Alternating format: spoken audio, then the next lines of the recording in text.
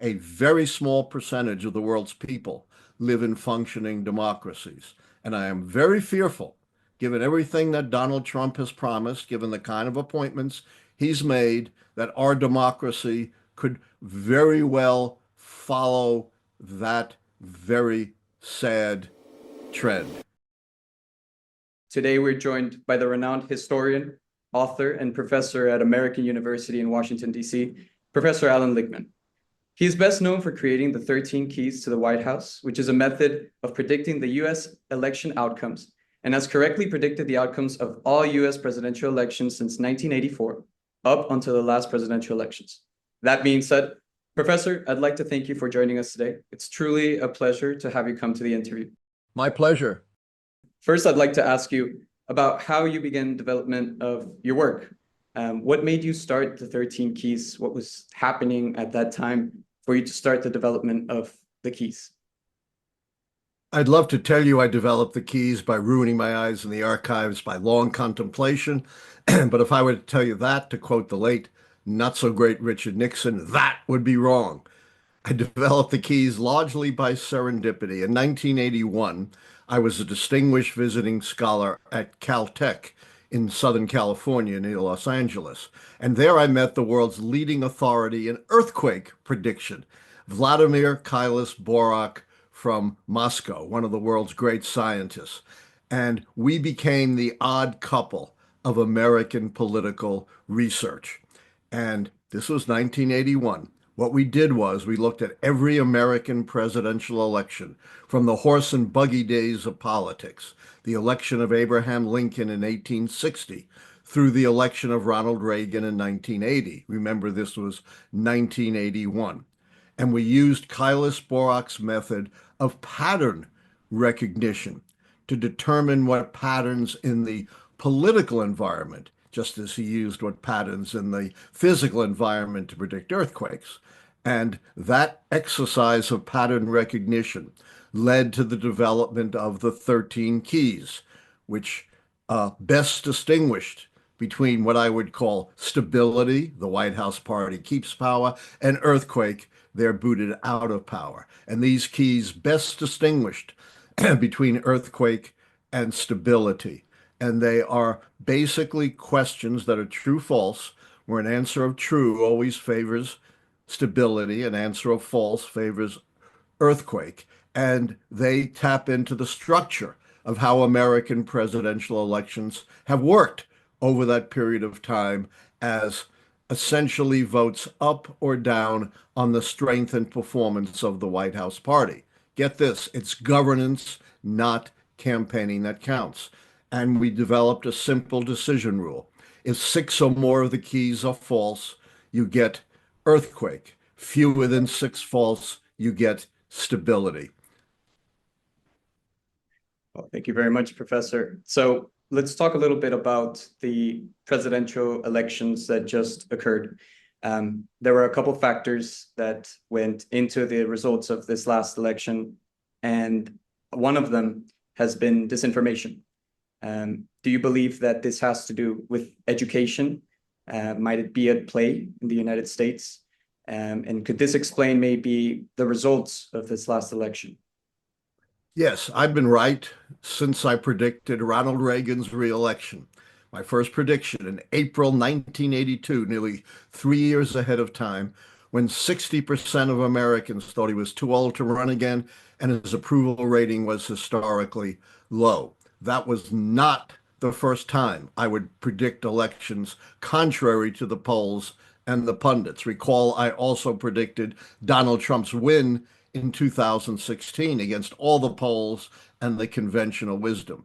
My predictions are totally nonpartisan. They have nothing to do with my political views. As I've indicated, I've predicted the 2 most conservative presidents of our time, Reagan and Trump, which did not make me very popular in 90% plus Washington, 90% plus Democratic Washington, D.C., where I teach at American University. So the big question is, why did 2024 break a pattern that's been held retrospectively since 1860 and predictively since 1984? So you have to look at something new and different.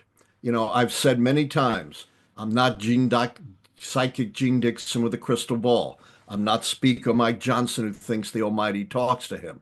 My predictions are based on history, and you can have unprecedented, significant developments that break the pattern. And one of the things I've pointed out is disinformation.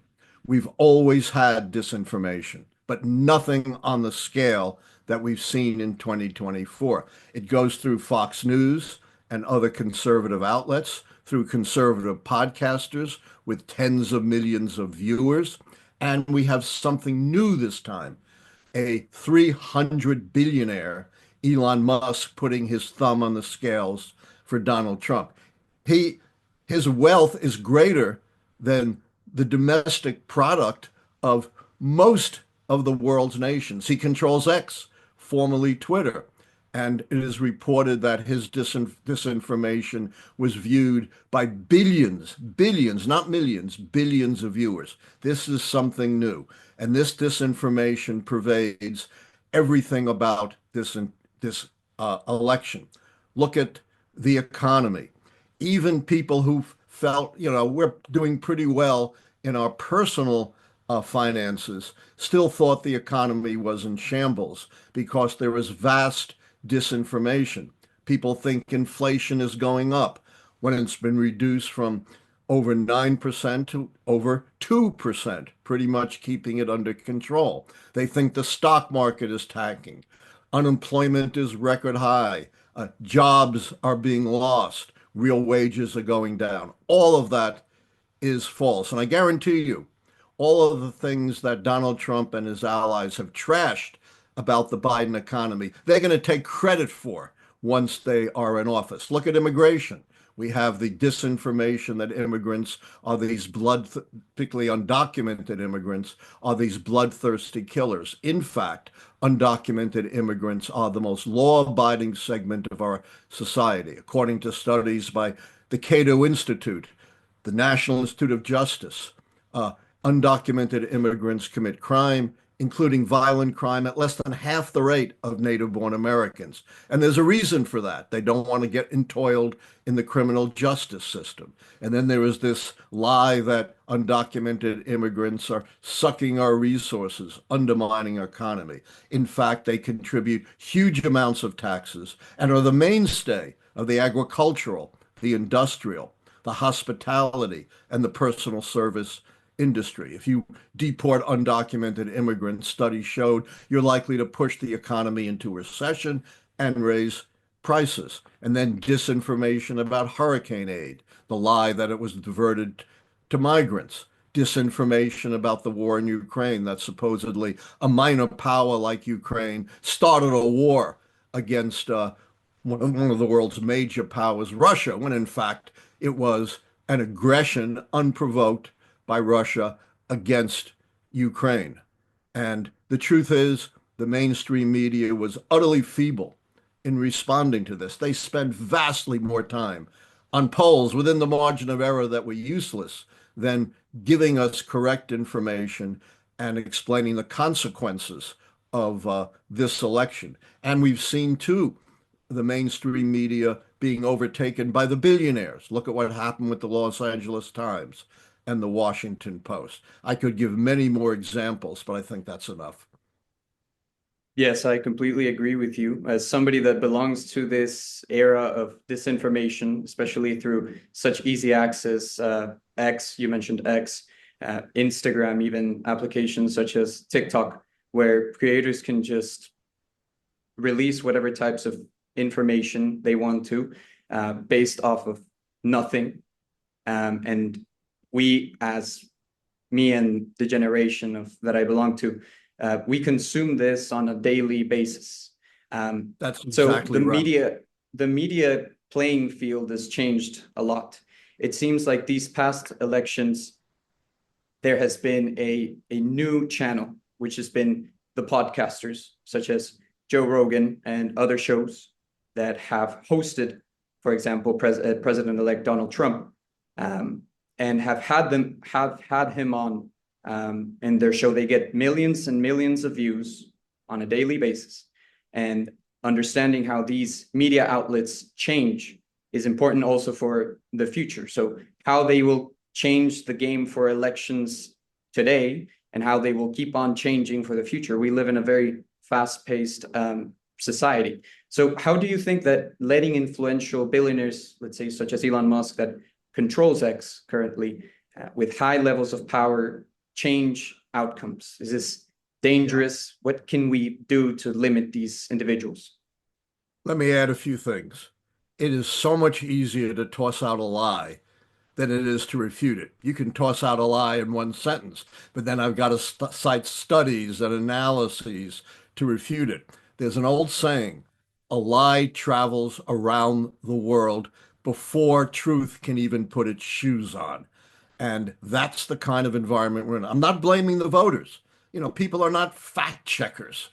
And, the disinformation, as you point out, especially in this age of social media, is so pervasive that it is very difficult to counter. And this is not just a problem for our keys. As you point out, this is a problem for our democracy. The great philosopher Hannah Arendt pointed out, once truth dissolves, democracy dissolves with it. You can't have a democracy when you don't have truth. And we can also look at the prophecy of George Orwell and his 1984. It wasn't just the boot in the face that established that dictatorship. It was control over truth. Double think. Famine is plenty. War is peace. Hate is love. And there are a lot of recent studies. I'll cite you one book called Spin Dictators, which indicates that in the modern world, dictatorships are not being established so much by force as they are by the control of information, the control over people's minds. And again, I'm not blaming the voters.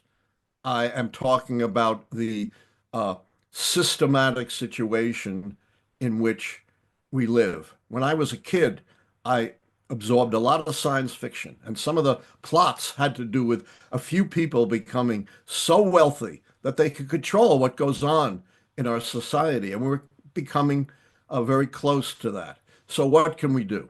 First of all, we need a complete restructuring of our tax system.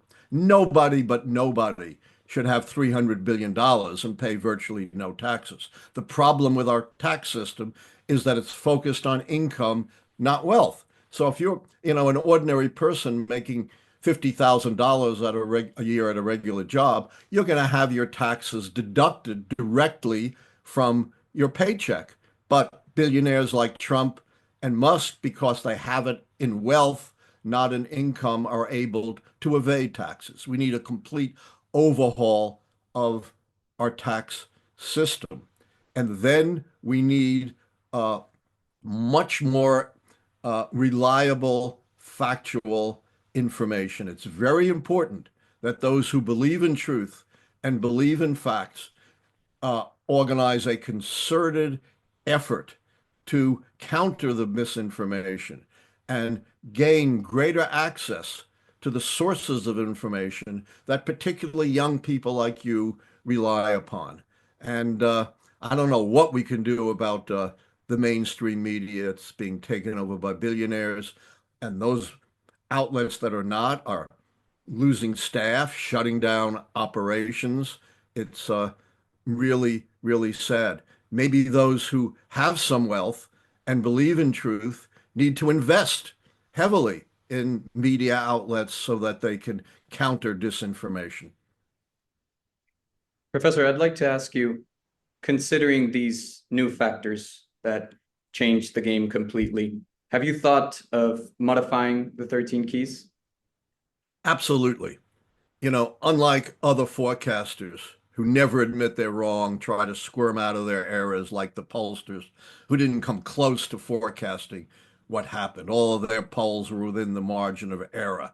And the chances of the popular vote and 7 swing states that are within the margin of error, all going in one direction, get this, is 1 in 256. So, I have admitted my error. I said I'm reevaluating, and it is quite possible that I will have to modify the keys in light of the new environment that we faced, which is unprecedented in American history. But I'm not going to give you a snap judgment. It's only been a couple of weeks since the election. I've got 4 years to Yeah. rethink and reevaluate the keys. And again, I am owning up to my era and admitting that, I need to rethink some things, but that's not a snap process.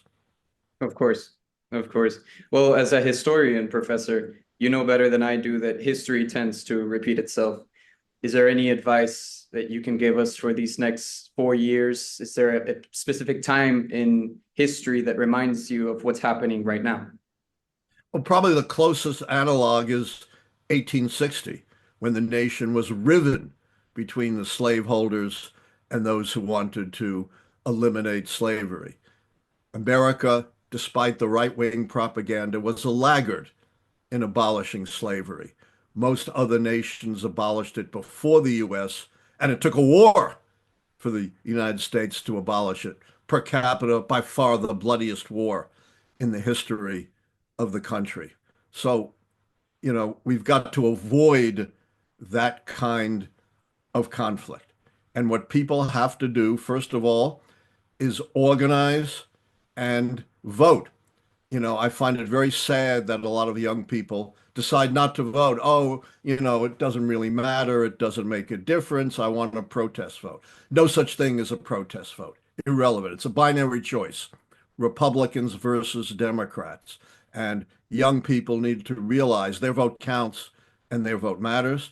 There needs to be a lot of organizing over the next 4 years. And there needs to be, as I said, much more effort to communicate effectively the truth with young people. As far as the Democrats are concerned, I have been shouting this for years. They are terrible at messaging. Joe Biden achieved more domestic accomplishments than any president since the 1960s. The stimulus bill, the CHIPS bill, the burn pits bill, the inflation and climate change bill, the infrastructure bill, just to name a few examples. In fact, Republicans who voted against a lot of these bills are taking credit for what they're doing in their states and their districts. People don't know it. They think Biden did nothing. They think the economy is in a shambles.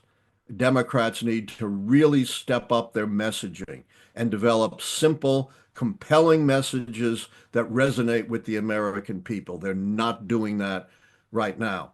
And we saw, one of the most shameful exhibitions on the part of spineless Democrats, openly, viciously trashing their elected president and their elected nominee right out in the open. I've studied politics since the founding, and I've never seen anything like that.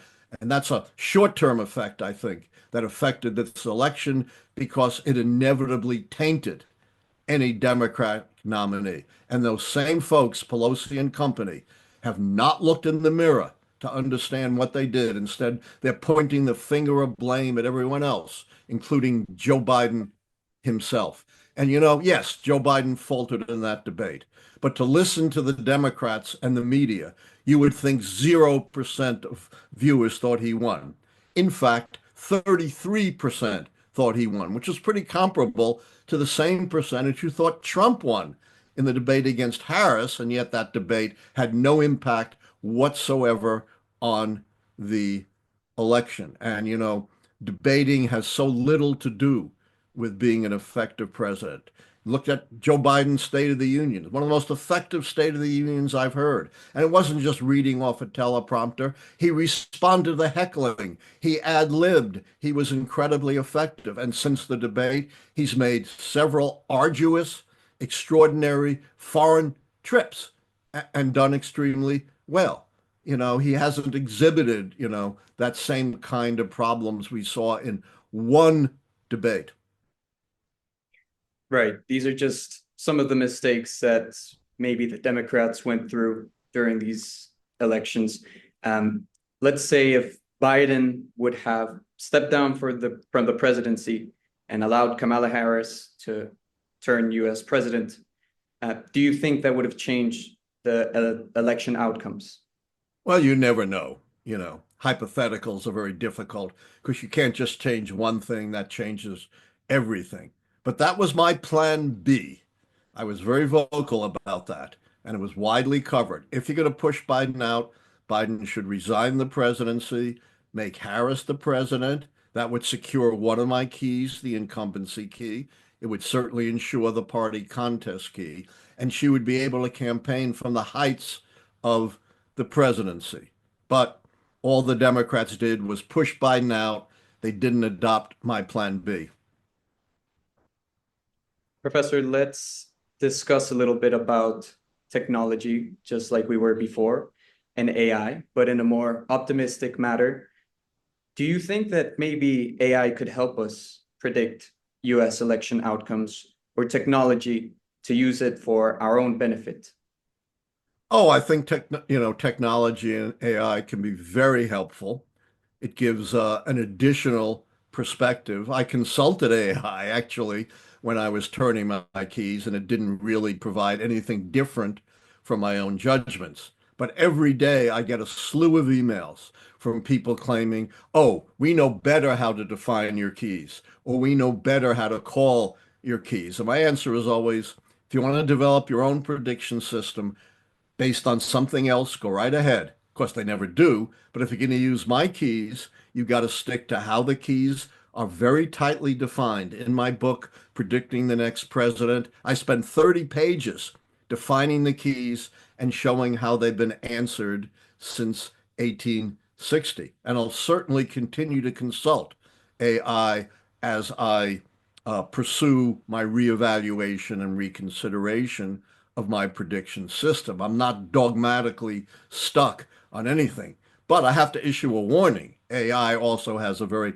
negative side that AI can greatly contribute to disinformation, creating disinformation and making disinformation more persuasive by providing strategies for the dissemination of disinformation. So I think there are two sides to AI. Are you concerned with the extreme manifestations in the United States recently? Do you have any personal encounters with direct criticism or aggression towards you, your family? Is this something to worry about? Absolutely. I've been doing this for 42 years. I always get criticism, and that's fine.